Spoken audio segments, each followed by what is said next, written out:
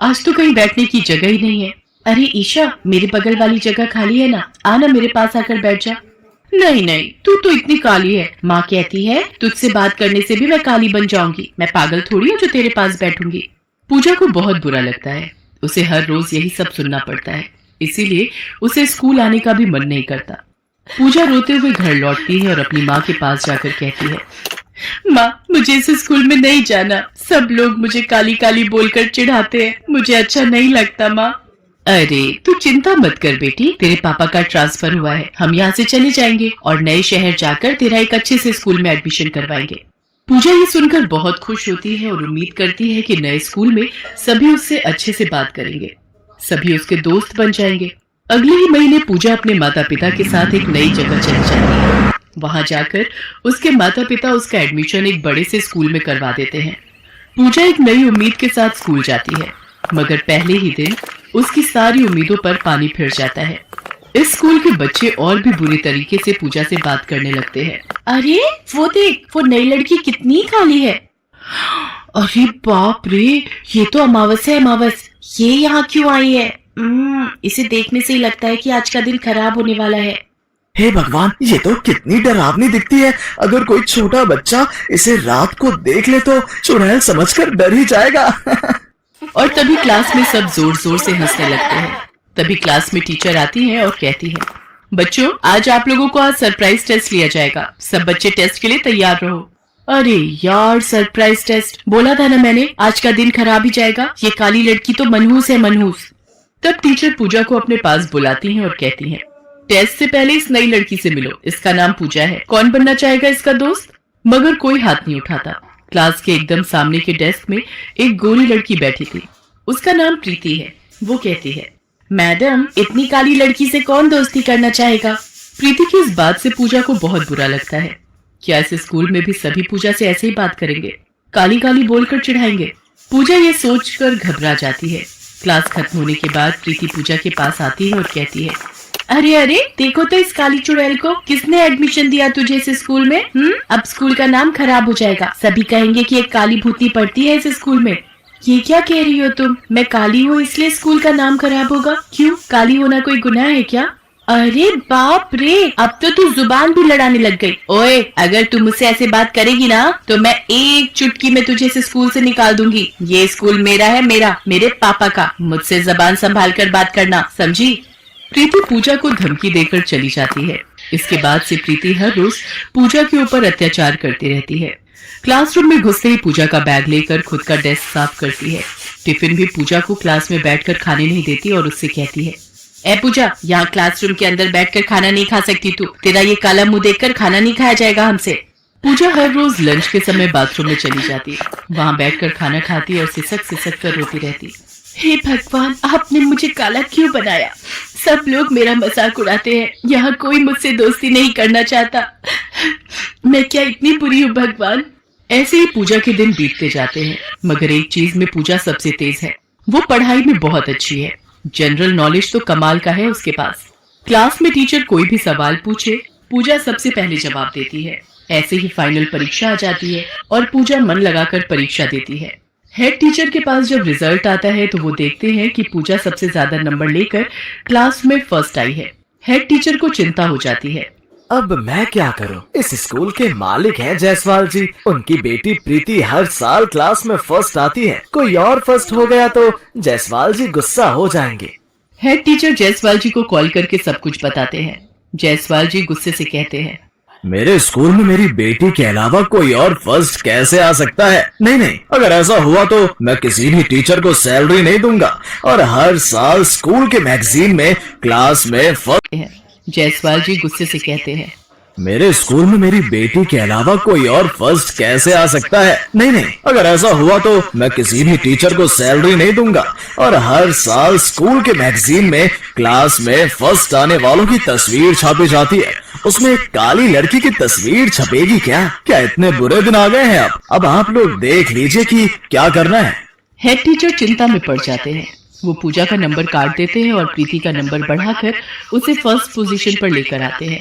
Class में जब result सबके सामने आता है तो पूजा हेड टीचर के पास जाकर कहती है, हेड टीचर, मेरी परीक्षा बहुत अच्छी हुई थी। मुझे इतने कम मार्क्स कैसे मिल सकते हैं? वो प्रीति तो परीक्षा में चीटिंग कर रही थी, उसे सबसे ज्यादा मार्क्स कैसे मिल सकते हैं? अब जो है वो है, हार मानना सीख लो पूजा। पूजा वहाँ से चली जाती है। तभी वो सुनती है कि प्रीति उसके दोस्तों को सब कुछ सच सच बता रही है कि कैसे पूजा के नंबर कम करवाए हैं उसके पापा ने।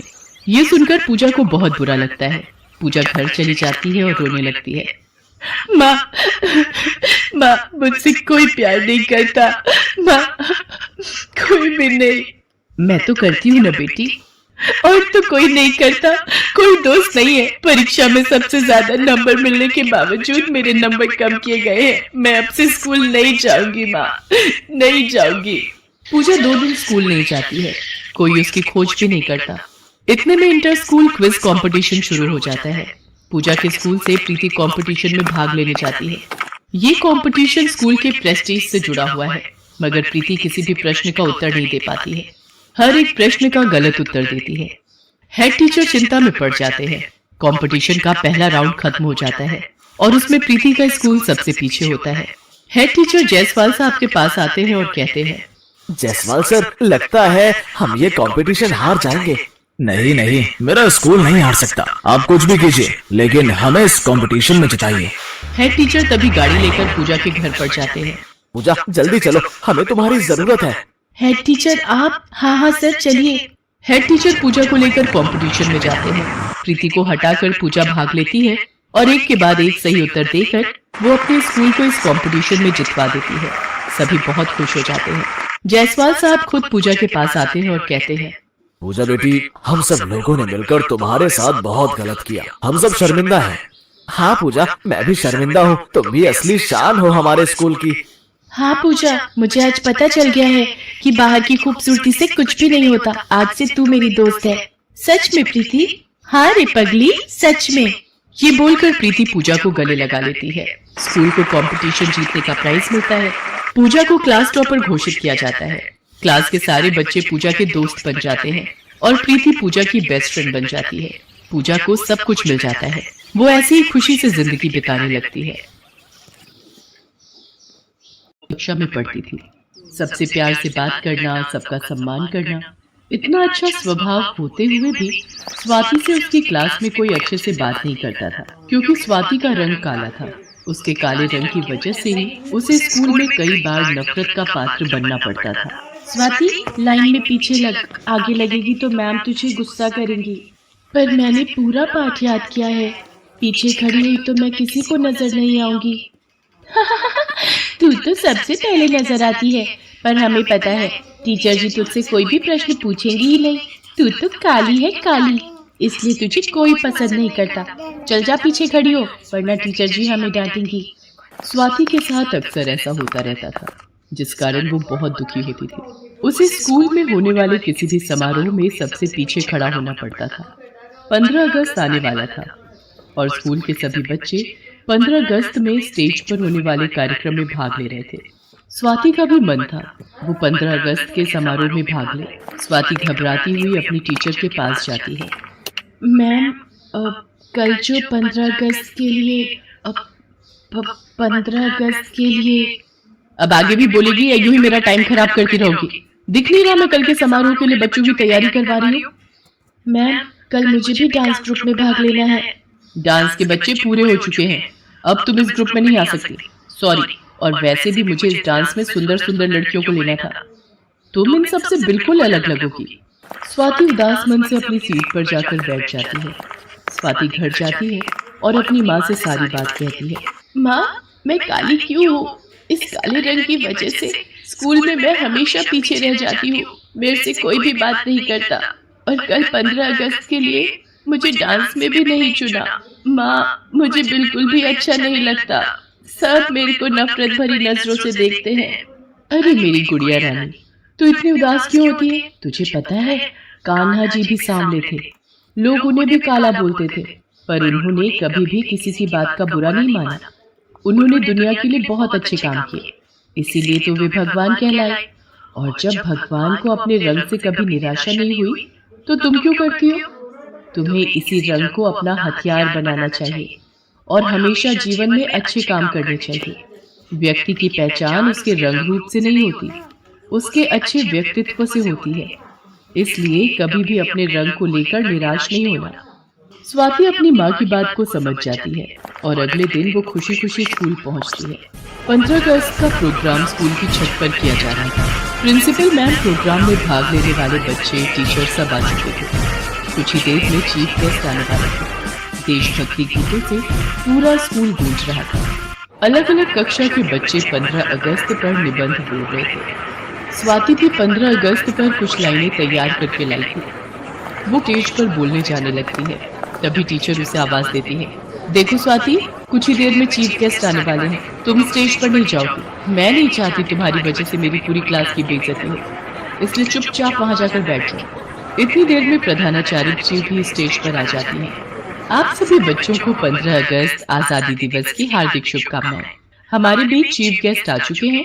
अब सभी बच्चे जोरदार तालियों से उनका स्वागत करेंगे। कुछ ही देर में यहाँ देश का झंडा फहराया जाएगा। इसके बाद सभी कक्षा के बच्चे अपना सांस्कृतिक कार्यक्रम प्रस्तुत करेंगे। प्रोग्राम शुरू हो जाता है। उसके बाद देश का झंडा फहराया जाता है। बारी बारी सभी कक्षा के बच्चे सुंदर सुंदर तैयार होकर अपने कार्यक्रम प्रस्तुत करते हैं। स्वाति की क्लास के बच्चे भी ग्रुप डांस के लिए स्टेज पर पहुंचते हैं। जो झंडा अभी कुछ देर पहले लहराया गया था, बच्चे उसके आसपास ही डांस कर रहे थे। झंडा जिस डंडे से बंधा था, वो डंडा लगातार हिल रहा था। सब लोगों का ध्यान बच्चों के डांस की तरफ था। अचानक स्वाति की नजर गिरते हुए झंडे के डंडे पर पड़ती है। स्वाति दौड़ती हुई स्टेज पर जाती है और उस गिरते हुए झंडे का डंडा पकड़ लेती है। स्वाति को ऐसा करते देख स्पोर्ट टीचर भी स्टेज पर भागता है और स्वाति की मदद करता है। स्वाति के कारण बच्चों को चोट आने से बच जाती है। सब लोग स्वाति के साहस के लिए उसे शाबाशी देते हैं। अगर ऐसे होनहार और साहसी युवा बच्चे इस देश में हों, तो इस देश की तरक्की को कोई नहीं रोक सकता। तुम्हारे कारण आज बच्चों को चोट लगने से बच गई और एक हादसा टल गया। तुमने अपनी जान की परवाह भी नहीं की। आज तुमने देश के झंडे को जमीन पर गिरने से बचा लिया। तुम में इतना साहस कहां से आया बेटा? सर, ये सब मैंने क्लास टीचर प्राची मैम से सीखा है। उन्होंने हमें सिखाया है कि हमें कभी भी अपने देश के झंडे को जमीन पर नहीं गिरने देना चाहिए। भारत देश का झंडा हमारी आन बान और शान का प्रतीक है और इसकी रक्षा करना हमारा कर्तव्य है। मैम कहती हैं कि हमें सदैव दूसरों की मदद करनी चाहिए और मुश्किल वक्त में साहस दिखाना चाहिए। मुझे प्राची मैम की बातें याद थी, इसलिए मैंने वही किया जो उनसे सीखा। Miss Prachi, very good. आपने अपनी कक्षा के बच्चों को बहुत अच्छी शिक्षा दे रखी है। शाबाश स्वाति बेटा।